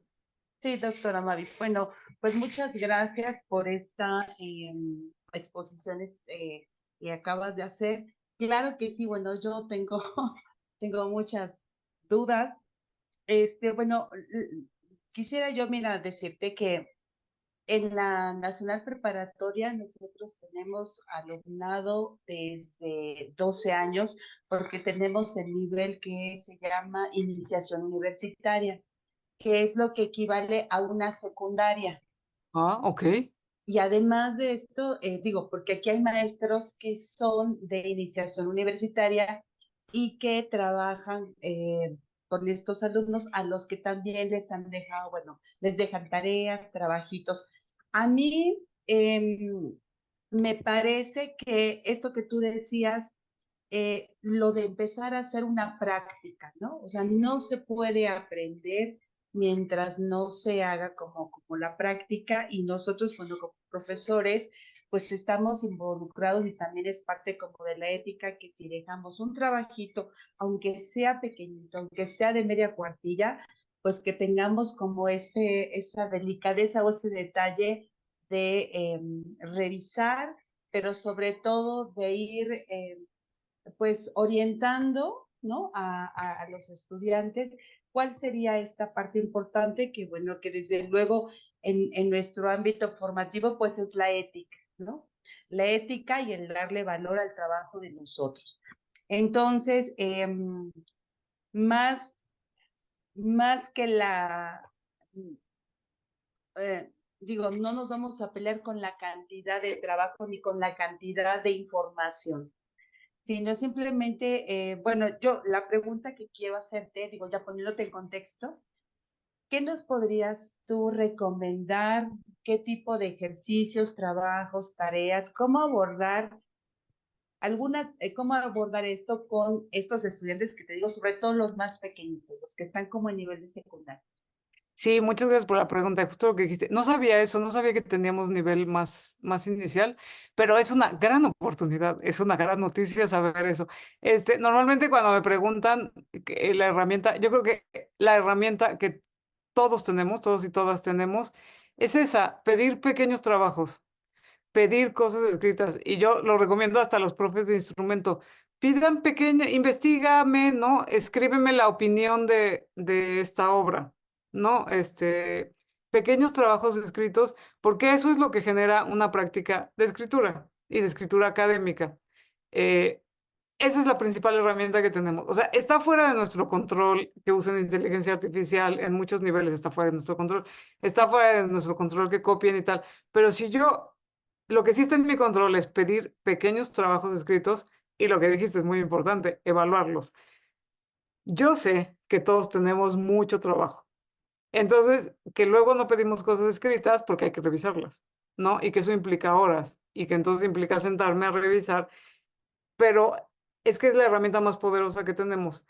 Y si desde el nivel inicial empezamos a generar pequeñas prácticas de escritura, después esto de enfrentarse al, ¿cómo voy a decir algo original? Lo vamos a aminorar. O sea, no solo es que aprendan a poner comillas y a decir esto lo dijo alguien más, o que en cada trabajo, por pequeñito que sea de media cuartilla, ponga abajo fuentes, ¿no? Y de dónde saqué la información. Ese tipo de cosas que si a nivel inicial se van haciendo costumbre, después no llegan a la licenciatura sin saber que cualquier trabajo que entregues tiene que tener fuentes, ¿no? Que de algún lado sacaste eso, no te lo inventaste. Ese tipo de cosas. Y esa práctica está absolutamente en nuestras manos y en nuestro control. Nada más que eso implica el compromiso que tú decías. Si pido un trabajo, pues el compromiso mínimo es pues corregirlo y devolverlo, ¿no? Y explicar, o sea, ahí no van las comas. O sí, pero si no me dices de dónde lo tomaste, esto es usar el trabajo ajeno, ¿no? Si no pones fuentes, Wikipedia, no importa. La página web del compositor, la de la disquera, yo qué sé, ¿no? Esta práctica, creo que eso está en nuestro poder y que sean pequeños, ¿no? Tampoco ni complicar la vida del estudiantado ni la nuestra. Pero si pides así pequeñas cosas, no todas las semanas, pero algunas veces en el semestre, creo que esa es la herramienta más poderosa que tenemos. Y otra, que bueno, esto es contra las inteligencias artificiales y eso. Si pedimos cosas por escrito o en computadora, ¿no? Porque hay quien dice, ya jamás vuelvo a pedir un trabajo en computadora y todo a mano porque las inteligencias artificiales, ¿no? Que es algo que ha pasado último, que todo el mundo está horrorizado y entonces jamás y voy a pedir. Pueden ser de a mano, pero algo que no saben hacer las inteligencias artificiales es relacionar los conocimientos con la experiencia del alumnado. Entonces, si le pides una opinión de algo, esto cómo afecta a tu práctica, cómo se relaciona con otra materia que te guste, cómo eh, esa es otra cosa que está en nuestro poder, ¿no? No solo, a ver, tráeme la información de cuándo empezó el barroco. No, no, es que además es están en la Wikipedia, de verdad. O sea, es un poco, más bien cosas en las que se involucre el alumnado, que involucre su experiencia o que tenga que relacionar como el famoso currículum transversal, ¿no? Que tenga que relacionar el contenido de con otra materia que a ti te llame la atención, no, ni siquiera cosas impositivas. Esas son nuestras herramientas, pero implican un compromiso, ¿no? O sea, bien lo decías. Pues todo trabajo que pido, si no lo devuelvo, bueno, recuérdense en sus años de estudiante, pero yo cuando un maestro me devolvía un trabajo calificado y sin ninguna nota, la verdad es que el respeto hacia el maestro bajaba un poco, ¿no? Sobre todo cuando estás ya en la prepa o así. ¿Qué dices? O sea, ¿por qué me pusiste 9? Me da igual que sea 9, dime algo, ¿no? O está perfecto mi trabajo, no, un comentario, una aquí no va esta coma, yo qué sé, ¿no? Bueno, no sé cómo sea su experiencia, la mía era así, yo decía, pues si no me comentaste nada, entonces eso, cualquier trabajito que pida, retroalimentar, y en la práctica de escritura, así como el instrumento, así no va, así no se articula el dedito, pues así no, ahí no va el punto. ¿No? O ahí va un punto, por favor, ya, ¿no? Termina la idea, este tipo de cosas que generan una práctica. Entonces, bueno, de entrada yo diría que esa es nuestra herramienta más poderosa a todos niveles, y bueno, los que trabajan con niveles iniciales es súper poderosa, o sea, ahí tienen el poder de que no llegue una tesis plagiada, ¿no? O sea, empezando desde ahí, vamos como limpiando el camino y de que la escritura académica no sea un terror compartido. Muchas gracias, doctora. Vamos a continuar con la ronda de preguntas. Les pido de favor que pongan la reacción de la manita arriba para que los podamos ubicar y cederles la palabra. Maestro Tizoc, adelante, por favor. Sí, buenas noches. Pues Hola, felicidades. hola. Sí, estuvo muy bien su ponencia. Parece que entendí que usted usa Classroom. Sí, Entonces, yo quisiera que nos recomiende, bueno, que si a la Nacional Preparatoria usted, ¿cómo recomendaría o si nos recomienda que Classroom puede ser una herramienta importante para la Nacional Preparatoria por sus recursos y si también, no sé, el uso del celular podría ser importante para como una estrategia didáctica por los recursos, bueno, por la mecánica por la dinámica, por los videos, porque nosotros, bueno, es el arte y el uso de la música, de los videos musicales, de los conciertos, pues es muy atractivo para nuestros alumnos. Entonces quisiera saber si podría ser una estrategia pedagógica muy importante para integrarla a nuestra dinámica. Sí, lo del Classroom yo creo que depende de la materia que dé cada quien, ¿no? O sea, hay materias mucho más prácticas en las que el Classroom quizá no es operativo, ¿no? O quizá para compartir videos o materiales. Es súper bueno porque además no llenas tu correo o el correo del alumnado de videos pesados, por ejemplo, ¿no? Que les quiero compartir estos 3 videos de YouTube, pues los subes ahí y no, quien está dando el soporte es el Classroom y al final es los servidores de la UNAM o de quien tengas, ¿no? Entonces, pero depende de cada materia. Si piden muchos trabajos escritos, definitivamente, o si van a pedir 3 trabajos escritos al semestre, definitivamente Classroom es una gran herramienta.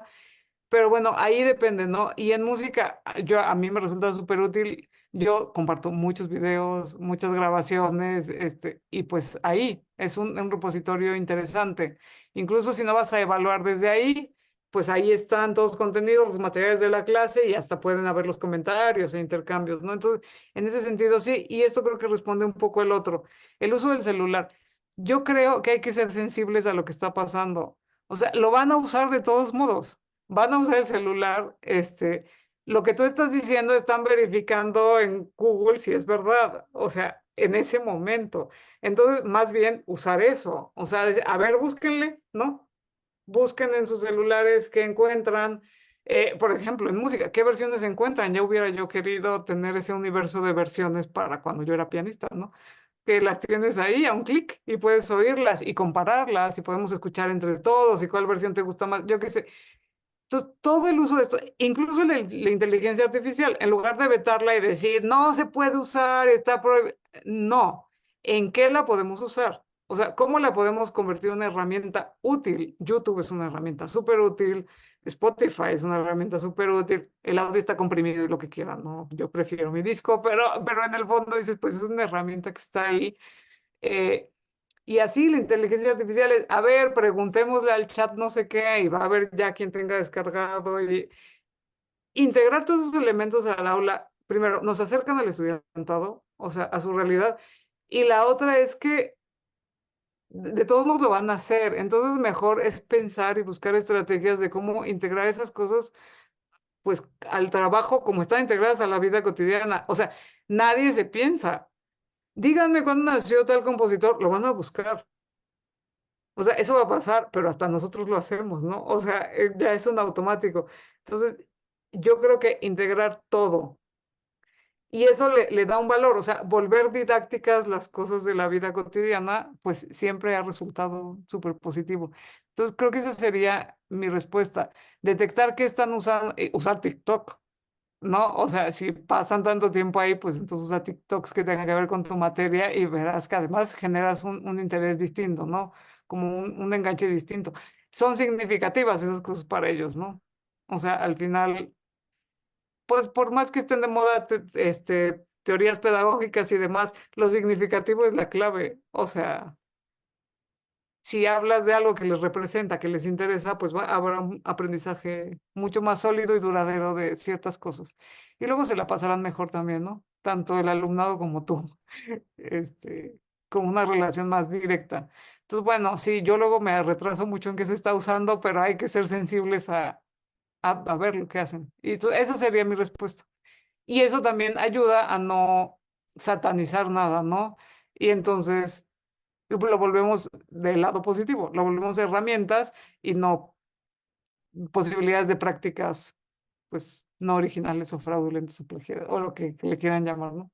Entonces, por ahí iría mi opinión o mi respuesta. Gracias.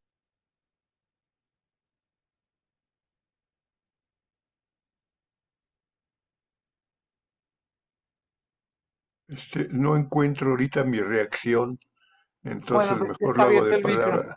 Si me dan permiso, es que no sé, algo no me falló. Pues yo antes que nada, darle las gracias. Es extremadamente, eh, nos está nutriendo muchísimo en este sentido. Me quedo emocionado.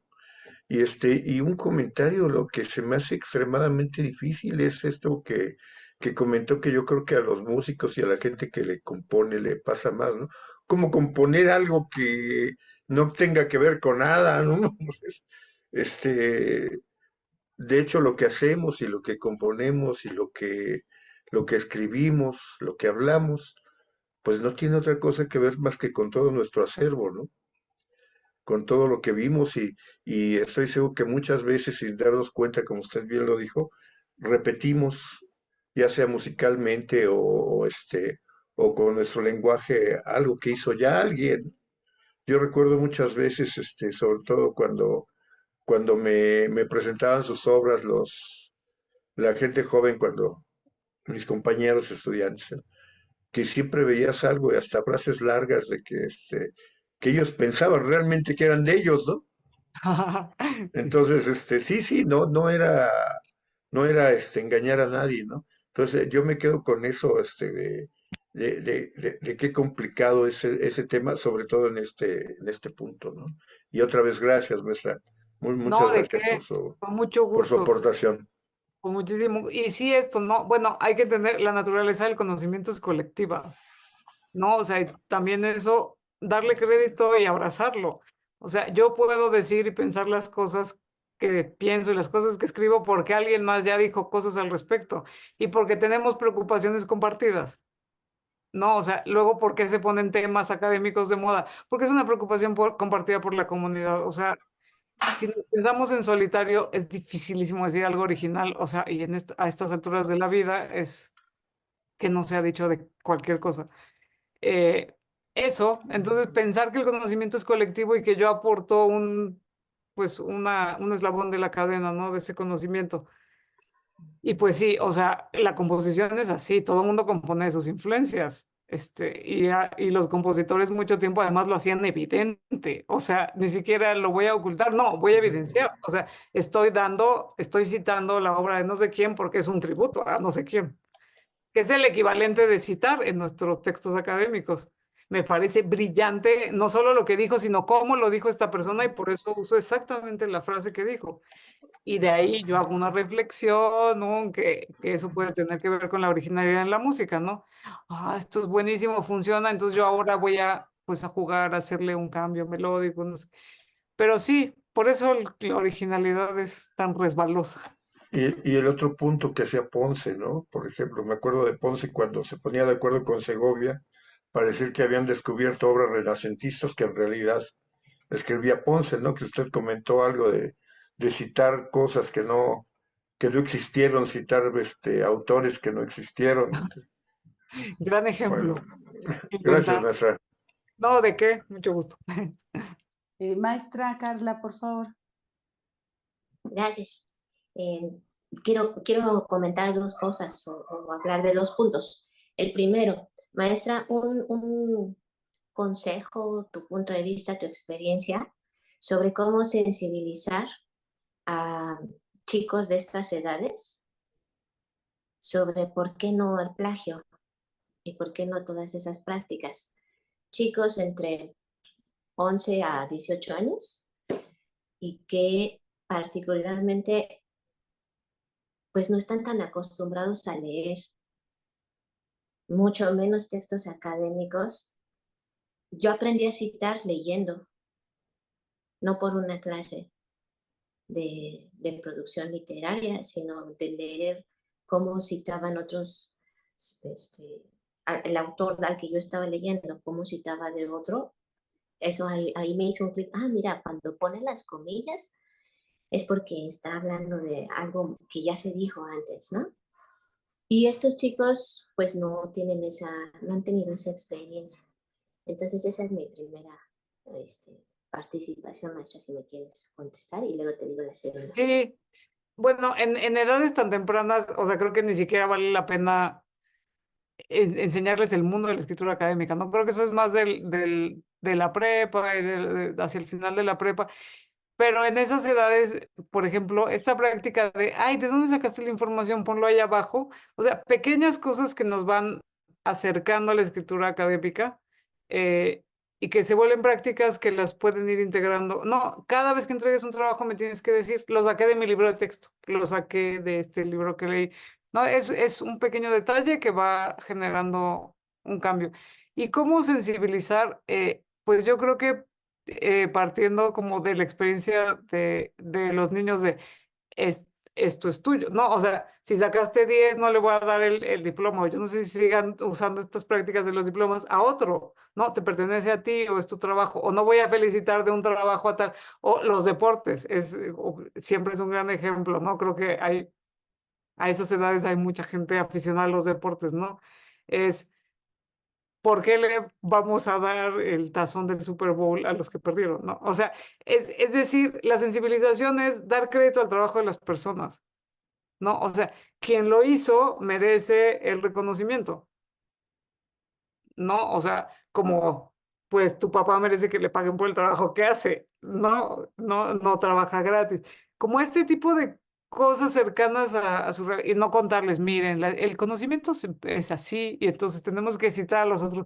Creo que es algo absolutamente lejano a ellos, incluso en los libros de texto no pasa eso, ¿no? O sea, a esas edades no va por ahí, pero sí creo que esta conciencia de si uso algo de alguien más te lo cuento y no pasa nada. O sea, de hecho, luego tienen esta idea, entonces no hice la tarea. No, dime de dónde lo sacaste. Ay, me gustó este libro. Dime qué libro leíste. Ahí, señálamelo, ¿no? El autor de este libro es tal y se llama el libro así. Ese tipo de pequeñas cosas van generando hábitos primero, que es una edad maravillosa para generar hábitos. De cualquier tarea que me entregas, digo, aunque sea del mismo libro de texto, poner, de aquí lo saqué. Ese tipo de cosas. Y sensibilizaciones, esta de hay que dar crédito a lo que hicieron otros y celebrarlo, ¿no? Esto me gustó mucho, entonces te voy a decir de quién es, que al final, pues es lo que hacemos en la escritura académica desde otro sitio, pero si lo vemos lúdicamente es eso. ¡Ah! Admiro mucho a esta persona, cómo lo dijo, entonces uso su trabajo para, ¿no? Basarme en ese y a partir de ahí decir algo mío o algo distinto o nueva cosa. Entonces creo que es pensarlo desde un mundo mucho más lúdico y crear hábitos, pequeños hábitos que en la prepa ya no les resulte súper novedoso. Si me entregas un trabajo tienes que poner las fuentes, ¿no? Ya con otro lenguaje, ¿no? Más apropiado de esa edad. Creo que por ahí iría esta oportunidad y que escriban mucha escritura. Y la segunda cosa, quiero aprovechar la ocasión, porque si no, no me voy a ir a dormir en paz, maestra, doctor, para decirte muchas gracias por todo el trabajo del Seminario de Música y Género. Y muchísimas felicidades, no solo para ti, yo creo que va a haber muchas felicidades para toda la comunidad con la coordinación. Muchas gracias. Gracias por las dos cosas. La verdad es que, bueno, aquí hacemos la invitación. Si no han visto el Seminario Permanente de Música y Género, la invitación está abierta. Está en YouTube, los 4 años del seminario, y ha sido como un esfuerzo colectivo también, donde muchas personas nos han dado su trabajo generosamente, porque nadie le pagamos nada. Y bueno, siempre me encanta saber que el seminario se ve y que ha tenido repercusiones que en la facultad nunca pensamos y que la verdad lo único que es motivo de fiesta, ¿no? De celebrar que podamos compartir eso. Y por lo otro, pues gracias. También ha sido súper lindo en esta semana ver el apoyo de la comunidad, la respuesta que ha sido recibido como una buena noticia que yo esté ahí. Entonces, bueno, espero no defraudar y sobre todo que podamos hacer muchas cosas interesantes en ese posgrado, ¿no? Y que podamos hacerlo juntos con toda la comunidad. Entonces, pues gracias, solo decir gracias y bueno, aprovechar el comercial, vean el Seminario Permanente de Música y Género, de verdad hay cosas muy interesantes. Y gracias, Carla. Gracias, maestra. Maestra Talia, adelante, por favor. Gracias, buenas noches. Sí, pues seguimos festejando, ¿no? Creo que Sí, dale. en verdad es una gran noticia y pues justo el poder pues seguir trabajando en equipo, ¿no? Creo que eso es súper importante. Yo cuando vi tu nombre en el programa también del seminario, pues me pareció como una colaboración muy afortunada y pues creo que lo hemos aprovechado mucho también hoy, ¿no? Escucharte.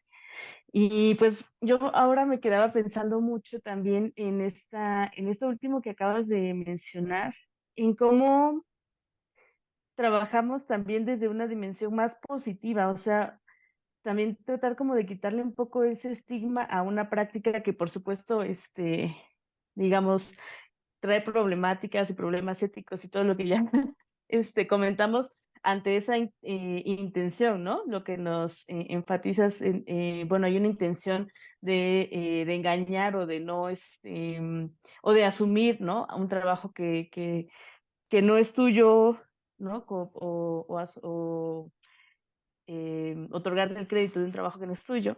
Pero entonces, ¿cómo si desde estas edades tempranas lo planteamos más bien desde esta perspectiva positiva, ¿no? En la importancia que tiene y en lo bonito que es reconocer las ideas de otros, creo que podemos también como darle la vuelta, ¿no? Y construir una perspectiva y un ánimo también distinto en la construcción de los textos académicos, ¿no? O sea, más que, ay, es que es muy difícil porque hay que citar y porque hay que hacer y porque hay que saber manejar el APA y no sé qué, ¿no? Bueno, o sea, ¿qué nos da el APA, ¿no? Para poder dialogar con otras personas a las que no tenemos enfrente muchas veces, ¿no? ¿O qué nos dan estas herramientas? O sea, ¿qué nos permite la escritura para poder generar estos vínculos, estas reflexiones? Y creo que si lo planteamos nosotros también como docentes desde esta dimensión mucho más positiva, más que negativa, ¿no? Que con lo que decías ahorita, o sea, el reconocimiento, el admirar también el trabajo de otras y otros, ¿no? Pues es también creo yo, una visión pues bastante eh, bonita y propositiva, ¿no? Que pueden tener los estudiantes y las estudiantes, ¿no? Entonces me quedaba un poco pensando en eso y pues bueno, creo que es un punto ahí importante, ¿no? Que no lo había considerado hasta en esta reflexión. Y la otra parte que yo quería ver si nos podías compartir un poco en ese sentido, alguna estrategia también para la lectura de los textos académicos con ellos. Es decir, o sea, muchos chicos que por primera vez van a leer un texto, un ensayo, un artículo, ¿no? Científico, más allá de, bueno, que lo lean y que nos comenten cómo, si tienes como algunas estrategias o si podríamos pensar en algunas estrategias para leer incluso con ellos en el aula, ¿no? Y que entiendan justo en la estructura también de un texto. Bueno, aquí hay una cita y cita porque está además fuera del texto, ¿no? No solamente entre comillas, sino con una sangría y aquí están las notas a pie de página, ¿no? Pensaba que también esa es otra forma de, pues de acercarlos y sensibilizarlos a cómo funciona ya en la realidad, ¿no? En un texto académico. Pues Sí, gracias. bueno, gracias, Tali, por la celebración que seguimos celebrando. Lo que dices, creo que es muy importante quitarle esta pesadez a la escritura académica, ¿no? O sea, ay, no, y me tengo que saber las reglas. No, es una cosa lúdica que justo recuperando esas edades, ¿no? Donde nos permitimos libremente admirar el trabajo de otros, de me encanta este grupo, me encanta este escritor, no, soy súper fan de, no, este fenómeno de fan. En realidad lo seguimos siendo toda la vida, o sea, somos fans de no sé qué académico, nada más que todo lo investimos de una cosa así de seriedad, ¿no? Y de estamos hablando de escritura académica y seamos más, y luego por eso los vacunamos. No sé si pasa en los niveles iniciales, pero en la prepa, y seguro sigue pasando, pero además recuerden su propia experiencia. En lugar de hacerte un lector, te ahuyentan de la lectura, ¿no? Tanto de la literatura como de lo académico, ¿no? O sea, se vuelve esta cosa pesada de obligación, y no, cuando podríamos explotar esa otra parte, esa lúdica de admiración, de está bien admirar el trabajo de las personas, ¿no? Y tampoco tienes que admirar el 100% de la persona, puedes admirar qué bonito que escribe o que toca o que canta o no sé qué. Y qué bonito es decir, esta persona hizo esto que me inspira y entonces a partir de ahí voy. Creo que es fundamental recuperar eso y quitarle este halo de aburrición y de seriedad a la escritura académica. A ver, hay que seguir ciertas reglas, pero es que seguimos reglas para todo. O sea, si te gusta un deporte, sigues las reglas. ¿no? O sea, le entras al juego, literalmente. Si te gusta la literatura, sigue reglas. Incluso si te gusta la literatura como lector, ni siquiera como escritor, acepta las reglas del juego. Te estás creyendo cosas que no son ciertas. Si te gusta la ópera, bueno, el pacto ficcional es grandísimo, ¿no? Estás de entrada aceptando una cantidad de barbaridades que no son ciertas, pero si no aceptas las reglas del juego, no lo disfrutas. Es que es idéntico, o sea, en el cine, ¿no? Nos creemos un montón de cosas, pero es que si no nos las creyéramos, ¿para qué vamos al cine? Básicamente. Entonces, entender eso, o sea, son reglas del juego y hay que jugar con ellas, o sea, tampoco es tan grave, ¿no? Entonces, creo que esta dimensión lúdica es lo que nos puede salvar de esta resistencia que hay de entrar a la escritura académica. Y tengo que saber APA, y tengo que saber Chicago, y tengo que... es un modo de jugar y hay un manual que te lo va a resolver, ni siquiera te lo tienes que saber de memoria, ¿no? O sea, hay que tener el manual junto y ya está, ¿no? Ese tipo de estrategias creo que son las que nos pueden ayudar. Y la que decía Stali, no sé si en los niveles estos iniciales o el equivalente a secundaria ya sea el momento de leer textos académicos, pero si es esto, como además, pues ver el esquema, y creo que, por ejemplo, con el nivel preparatoria sería muy útil. Lo leemos junto y entendemos. ¿Por qué aquí hizo una cita en extenso? No, porque le gusta mucho cómo está dicho, no solo el contenido de la idea, y por eso lo hace en esta cita más pequeña para que resalte, pero además me deja claro a un golpe de vista, ¿no? Como además somos bien visuales. Así, de golpe de vista, sabes, esto no es del autor, pero lo seleccionó el autor. Eso es muy importante, ¿no? O sea, como entender este juego. Es un juego el que jugamos en escritura académica. Entonces, de repente, no solo lee el texto, lo puedo proyectar. Hoy tenemos tantas herramientas, ¿no? Entonces, ahí entender, a ver, ¿cómo se cita? ¿No? ¿Por qué tiene nota al pie? ¿Y por qué unos textos tienen notas al pie y otros tienen estos odiosos paréntesis? Yo qué sé, ¿no? O sea, de repente desmenuzar las cosas entre todos, ¿no? Porque luego quienes tenemos práctica de escritura académica se nos hace tan común y no están entendiendo nada, ¿no? Incluso los de licenciatura me pasa, que además pues son músicos y no escriben nunca, entonces de repente te dicen, no entiendo cómo es citar, ¿por qué van las comillas ahí? Cosas que para nosotros son súper básicas, porque entonces de repente jugar, ¿no? Vamos a no analizar el contenido del texto, sino las estructuras del texto, proyectar. Un ejercicio que a mí me resulta útil es, haces un pequeño texto, autor fecha, ahora, ¿cómo sería transformar este texto a sistema de citación bibliográfico? ¿No? Y hagámoslo. Entonces, ¿cómo sería ahora el numerito y qué información iría acá y cuál es la diferencia de la poquita información que te da un paréntesis, la mucha información que te da mucha nota al pie? Este tipo de cosas que además convertirlas en juego, creo que nos acercan eso y le quitan este horror que tenemos de entrada. Entonces creo que las estrategias podrían ir por ahí. Creo que estas son más propias de prepa, ¿no? Pero con esos niveles iniciales es, primero, acercar los materiales sin miedo, pero la otra, apelar a esta cosa experiencial y lúdica. Creo que por ahí podría ir la solución. Se me ocurre a mí.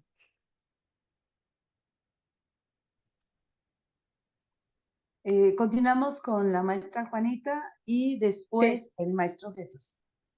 Sí, maestra Mavi, pues antes que nada, pues muchas gracias.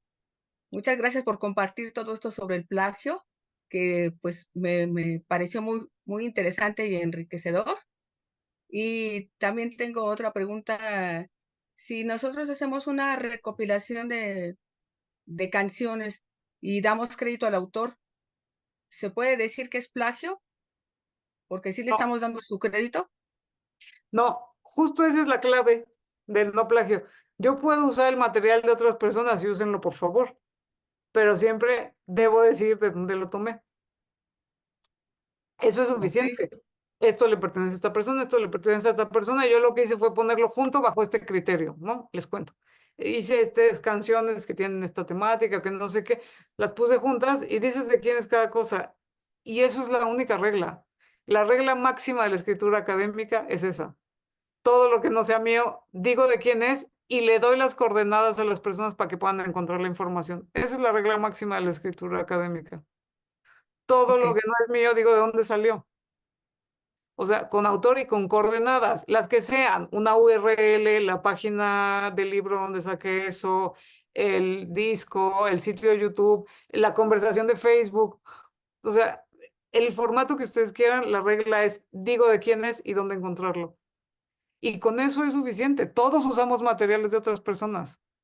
Y qué bueno, ¿no? Si todos solo tuvieran que ser materiales tuyos, estaría terrible. Entonces, esa es la máxima. Digo de dónde es. Y perdón, pero esa es una cosa que podemos incorporar súper fácil a nuestra práctica. Pongo una grabación y digo quiénes son los intérpretes, quién la grabó, no sé qué. O sea, doy crédito.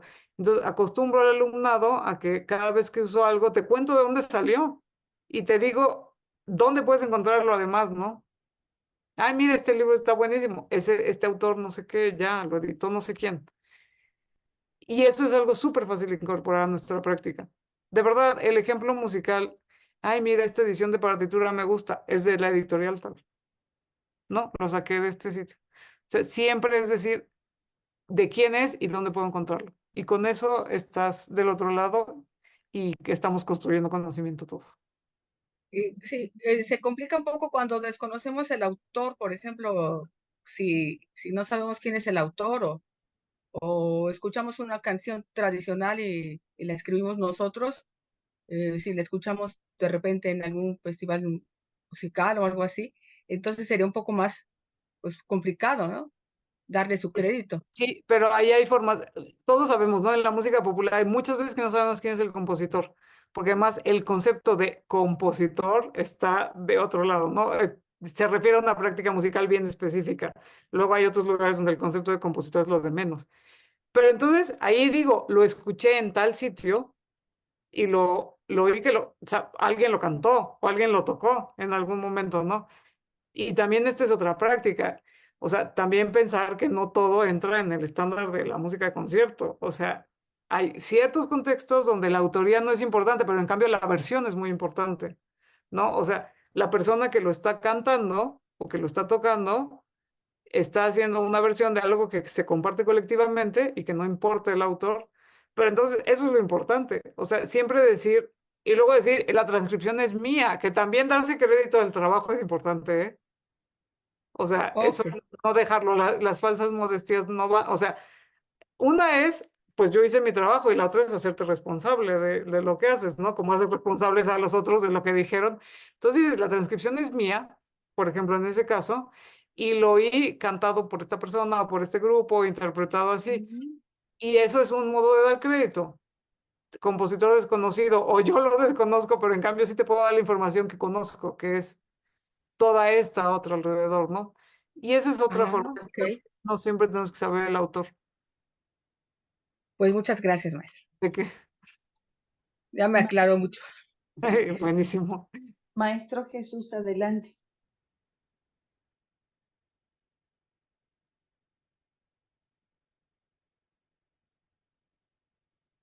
Buenas noches a todos. Antes que nada, felicitar a la maestra por la información. Y mi duda es, en grupos numerosos, ¿de cuántas páginas es recomendable pedir un trabajo de investigación o ensayo? Serían como 50 alumnos aproximadamente.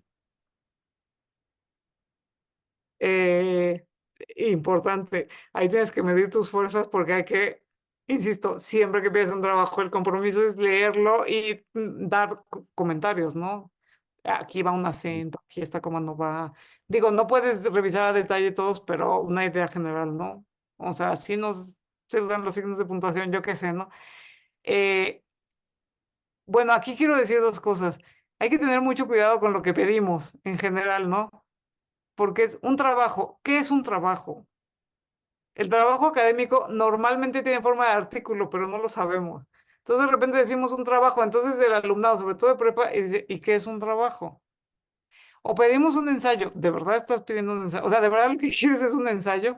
Porque hay que saber un montón de cosas y haber leído un montón para hacer un ensayo, lo que sea, ¿no? Entonces, bueno, estar muy consciente de lo que pides, porque luego depende de lo que pides también la chamba que te vas a echar, ¿no? O sea, calificar un ensayo está... Pero bueno, pides un trabajo, un tal... Y luego eso, o sea, está bien que queremos que tengan práctica de escritura, pero nosotros hay que medir nuestra práctica de calificación. Entonces, a ver, si tienes un grupo de 50, yo no pediría nada mayor a 2 o 3 páginas, porque es mucho más valioso de verdad evaluar bien, ¿no? De verdad decir algo del trabajo, comentar, a que, bueno, si pides un trabajo de 10 cuartillas de 50 personas, bueno, aparte de que no vas a dormir toda la semana de evaluaciones, es difícil decir algo a profundidad, ¿no? Cuando tienes que revisar tanta cosa.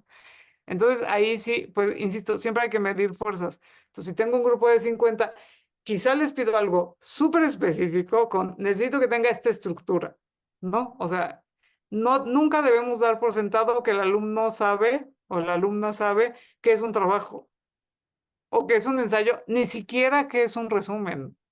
O sea, nunca den por sentado que el alumnado sabe. En estas cosas más vale ser reiterativos que no, porque de verdad llegan a la licenciatura y no tienen idea de la diferencia entre un resumen, una síntesis, un artículo, un ensayo, un trabajo. Entonces, esa es una recomendación general y ahí sí desde el nivel básico les explico, mira, un resumen es esto y la síntesis y el resumen no son lo mismo y sirven para estas cosas. Un mapa mental es esto, un trabajo que normalmente a lo que le llamamos trabajo en todos los niveles educativos, la estructura equivale al artículo. Entonces, no le tienes que decir eso, pero le tienes que decir, mira, un trabajo lleva una introducción, donde me dices de qué va, y luego lleva 2 apartados donde desarrollas un tema y unas conclusiones. Ah, ok. Entonces, así nos estamos entendiendo todos de qué estoy pidiéndote, ¿no? Donde desarrollas tus ideas, me expones, no sé qué. Entonces, bueno, recomendación es saber bien qué pedimos y explicarlo. O sea, nunca sobra eso. Y la otra es medir tus fuerzas. Y ahí sí creo que más vale consistencia que extensión.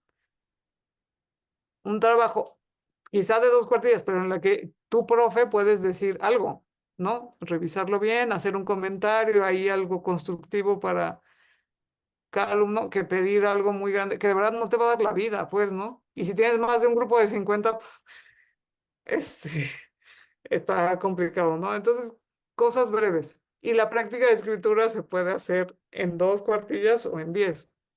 Entonces, por ahí irían mis recomendaciones. Espero que Sí, ayude. sí, claro, ya me quitó varias dudas y aparte, yo en total tengo 500 alumnos aproximadamente.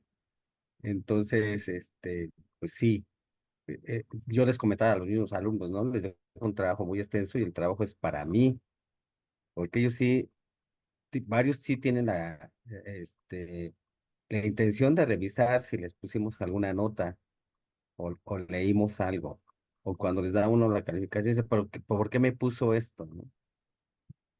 Sí, Y otra recomendación que yo podría hacer es, no tenemos que dejar el trabajo más extenso al final, pues al mitad del semestre, al final todos tienen que hacer muchos trabajos extensos, ¿no? Entonces de sí, repente la planeación puede ser que hacia la mitad te dejo el trabajo extenso, lo revisamos, lo vamos comentando y hacia el final hago otro tipo de evaluación. Tipos de evaluación hay un montón, ¿no? Entonces también esa, no dejarlo ahí y no dejar el peso de la evaluación en un trabajo. Eso en la sí, música no lo hemos aprendido mal, ¿no? Calificamos con el recital. No, es el peor momento para calificar a alguien, ¿no? Diversificar las evaluaciones es. Entonces, por ejemplo, eso, o les vas pidiendo en semanas distintas, entonces no tienes que calificar los 500 en la semana de exámenes que no vas a dormir, ¿no? Entonces, eso, tenemos esta idea de vamos a dejar un trabajo grande al final, ¿por qué al final? No necesariamente es el lugar. Podemos ser creativos con eso. Y extenso midiendo el tamaño, ¿no? Tampoco te metas el pie solito. sí, sí, bueno, yo trato de balancearlo porque tienen que tener también, la asignatura se llama rondalla, entonces tienen que ser capaces de cantar y tocar, pero a algunos les cuesta mucho trabajo, no llevaron música ni en primaria ni en La secundaria, mayoría. entonces les dejo un trabajo que les sirva como de apoyo para que no les vaya tan mal en el examen de música. Y sí es cierto eso de que muchos compañeros de otras asignaturas al final cierran fuerte y están los chicos con muchas tareas al último, ¿no? Al final del parcial. Los chicos y los profes, porque hay que Y calificarlo. Entonces, muy bien eso, diversificar, ¿no? No te evalúo con cómo tocas, sino con varias cosas y también me parece muy bien, pero entonces eso, pues igual y no al final, y ir ahí como encontrando diversidad. Y la verdad es que si está bien hecha la investigación, pues con 2 cuartillitas puede ser suficiente, ¿no? Cuando seas muy específico en las instrucciones, ahí está la clave. Ser súper claro en lo que pido siempre. Pues muchas gracias, maestra, No, por ¿de qué? Con gusto. mi apoyo. Maestra Mavi, pues bueno, compañeros, hemos llegado al final de esta sesión. Doctora, te agradecemos muchísimo tus valiosas aportaciones. Y bueno, tú ya lo comentaste al inicio de la sesión, algunos no lo escucharon porque no habían entrado, que está ya planeado el curso interanual por ahí más o menos para julio, después de las vacaciones administrativas. Ajá. Entonces, chicos, para que se vayan preparando, es un curso que entra por la de GAPA y que está dirigido para el profesorado del bachillerato de la Nacional Preparatoria. Lo solicitamos nosotros. Entonces, pues yo espero que nos veamos, maestra, doctora, en este curso. Ya me apuntaron, así que ahí nos veremos. Sí, sí, sí, claro, nos va a dar mucho gusto y ya, pues ahora sí que en un curso donde podamos ir profundizando más en estos temas. Pues muchas gracias, doctora, muchas gracias a todos por acompañarnos y pues nos vemos en la siguiente sesión en un mes. Muy buenas noches a todos. Gracias. Buenas Gracias noches por a la todos. invitación. Gracias, doctora. Gracias, Gracias, buenas compañeros. noches. Buenas noches. a todos, gracias. Buenas Gracias. noches. Buenas noches a todos. Nos vemos. Buenas noches.